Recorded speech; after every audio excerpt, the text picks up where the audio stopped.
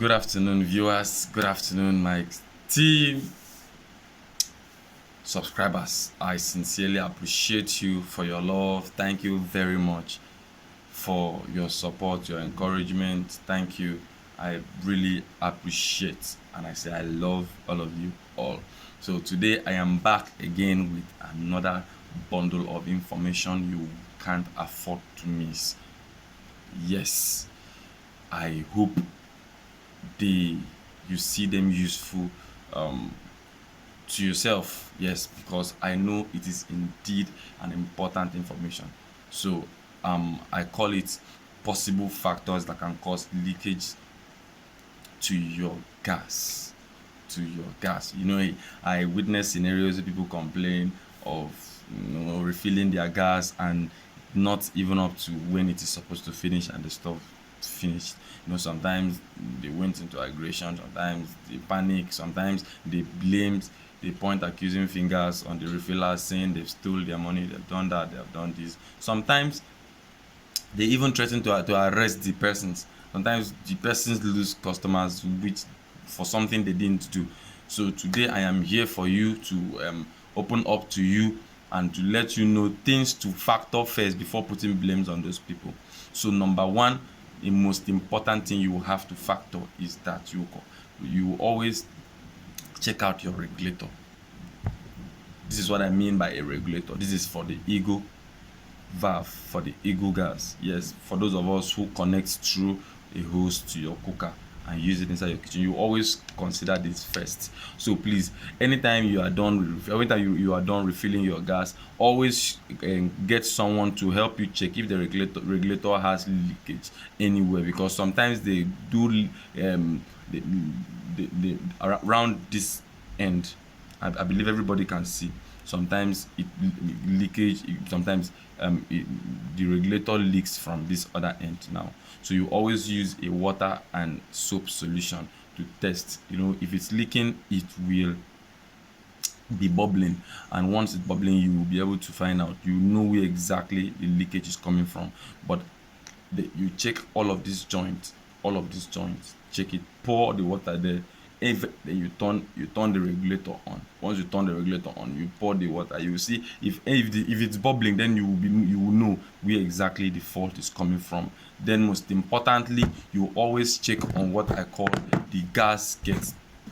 The gasket is something you can never neglect, because it is the most important thing needed for that cylinder. In fact, you can manage a spoiled regulator, but you can't manage a spoiled gasket. Some people call it a rubber ring, and some people call it a seal. This is what it looks like. Very round but very tiny. Without it, you can't use any ego valve as big, no matter how big the cylinder is. Without it, you can't make use of it. So always ensure that this thing is always fixed after every refill. That's my advice. Sometimes people avoid it because why? They say it doesn't have any issue. But my advice to you is, in order not to take that risk, not to take chances, always ask them to change it. It doesn't cost much, so let them change it, because without it, this thing will always have issues. This is really a lot of loss. This is what causes a lot of leakage in gas, especially for those of us using cylinders in the size of 12.5 and some big cylinders that uses ego valve.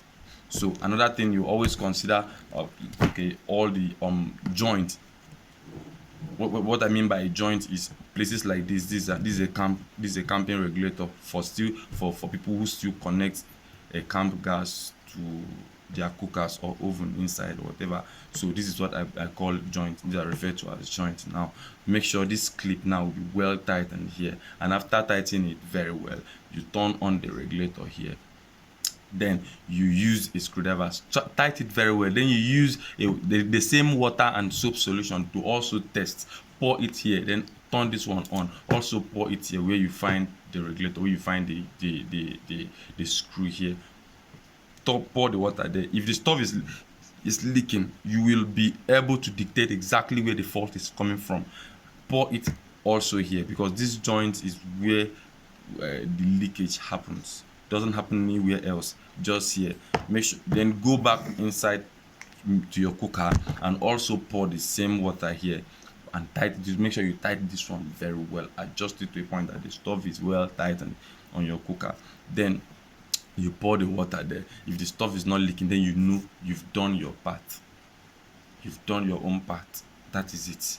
If the gas doesn't still last for you, then you can accuse any other person. You can accuse people for not refilling well. You can say maybe it's not properly refilled, it's not accurately refilled, sorry.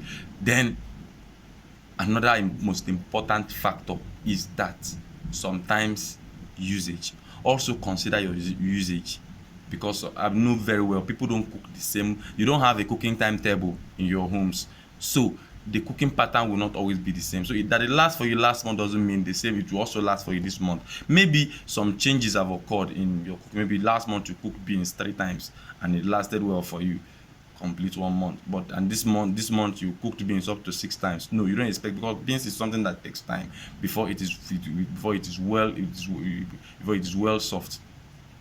So I believe I've been able to share something that is very, very important. Then for those using camp gas,